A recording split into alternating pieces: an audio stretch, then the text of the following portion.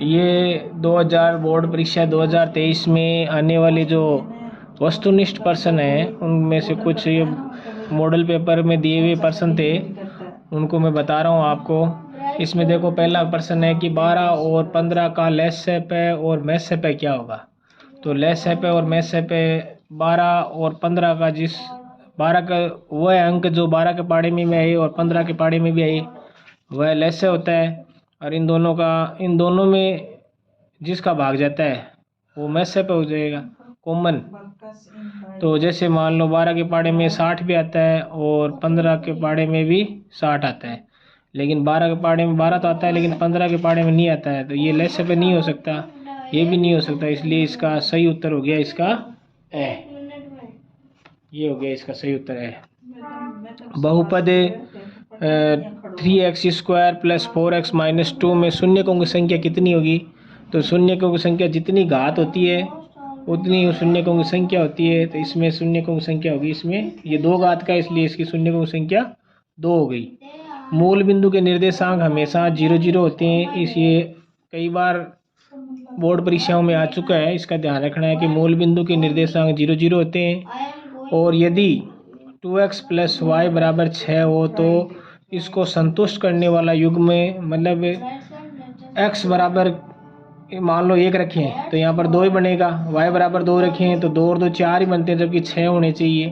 तो ये तो इसका मान नहीं होगा, ये संतुष्ट नहीं कर पा रहा है। अब देखो इसको देखते हैं, तो 2 में 2 की गुणा करते हैं, जहाँ x की जगह 2 रख दिया, 2 दूनी 4 + 2 ये 6 हो गए, तो इधर भी 6 इधर भी 6, तो ये 2 और 2 इसको ये संतुष्ट कर रहा है। इसी तरह सभी समीकरण है ax² + bx + c = 0 के मूल वास्तविक नहीं होंगे।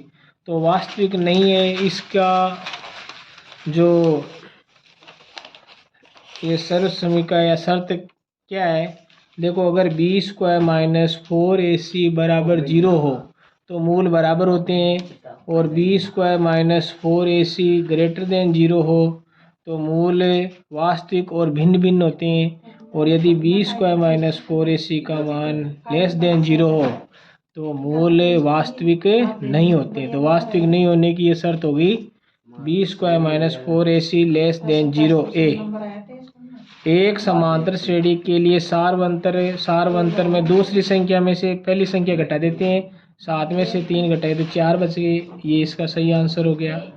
2 sin 45 डिग्री और cos 45 का मान, तो sin 45 का मान 1/√2 होता है, और इस cos का भी 1/√2 होता है, दोनों के मान एक जैसे होते हैं। तो 2 × 1/√2 × 1/√2 √2 1/2 × 2, ये इससे कट गया 1 आ गया। इस तरह से इसका मान हो गया 1। एक वर्त की कितनी स्पर्श रेखाएं होती हैं। एक वर्त पर अनंत स्पर्श रेखाएं हो सकती है। इसके बाद में देखो, यहाँ पर ये आगे वाले प्रश्न है कि यदि वर्त का क्षेत्रफल ज्ञात करने का सूत्र क्या होता है, πr² होता है। वर्त की परिधि का सूत्र पूछे तो आपको 2πr करना है। और यदि एक बेलन की ऊंचाई यहाँ पर 11 दे रखी है और इसका वक्र पृष्ठीय क्षेत्रफल दे रखा है 968, तो हम इसमें क्या करेंगे, इस वक्र पृष्ठीय क्षेत्रफल का सूत्र 2πrh = 968। फिर इसमें हम h की जगह 11 का मान रख देंगे और r को r रहने देंगे, और r को इधर रख लेंगे और सबको पक्षांतर करते हैं तो r का मान कितना आता है 14। तो इसमें इसका मान आ गया 14।